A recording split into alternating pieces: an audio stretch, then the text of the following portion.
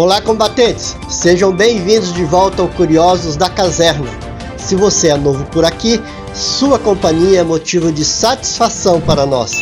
Meu nome é Carlos Batista e eu convido você a se inscrever em nosso canal. Se você já é um de nossos inscritos, nosso muito obrigado. Olá, combatente! Nesse episódio nós vamos falar sobre os Spetsnaz, as Forças Especiais Russas.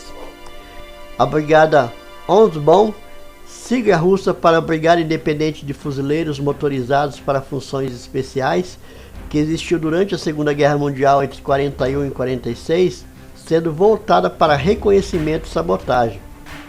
Com cerca de 10.500 homens subordinados à NKVD, órgão antecessor à famosa KGB, foi o embrião a partir do qual se originaram as unidades do então Exército Soviético, hoje russo, conhecida como Spetsnaz, tropas especiais. Elas haviam sido desativadas logo após a Segunda Guerra Mundial, mas foi reativada em 24 de outubro de 1952.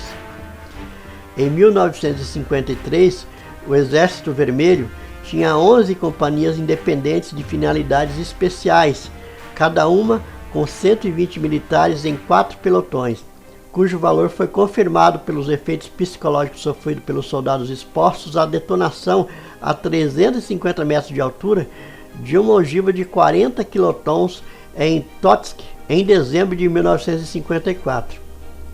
Ficou evidente naquela ocasião a necessidade de uma tropa especializada na destruição de armas nucleares antes que elas fossem usadas.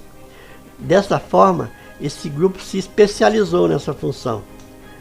Atualmente, há 7 brigadas separadas de Spetsnaz no exército russo, e suas operações serão apoiadas em um futuro próximo por 12 helicópteros Ka-52 Alligator, com 8 já entregues para o Esquadrão 344 TSBP, operado pela Força Aérea Russa.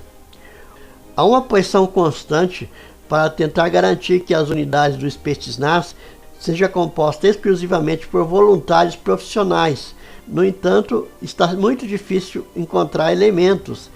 Dessa forma, alguns elementos são totalmente voluntários, algumas unidades são compostas por 50% de recrutas, sendo selecionado pela sua destreza física e interesse prévio em atividades como tiro, orientação e esportes.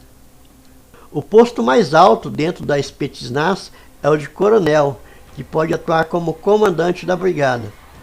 A arma padrão dos Spetsnaz é a mesma família de fuzis de assalto das tropas regulares, AK-74, normalmente os AK-74MS, AK-74NS, com acessórios para luneta de visão noturna e carabinas de assalto AKS-74U de cano curto.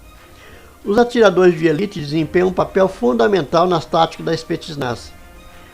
Os Spetsnaz tendem a não empregar nada mais pesado do que armas de apoio de pelotão, como metralhadoras PKP-6P41 de 7.62, lançadores de foguetes antitanque RPG-27 Tavolga e RPG-29 Vampir, foguetes descartáveis RPG-26 Arlen. Dados o ambiente em que operam, talvez não seja surpreendente que os Spetsnaz navais possuam os equipamentos mais distintos.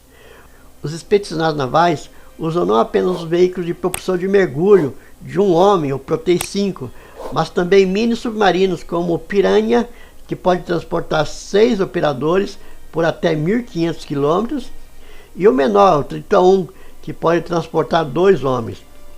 Dessa forma, eles podem fazer infiltrações navais no território inimigo.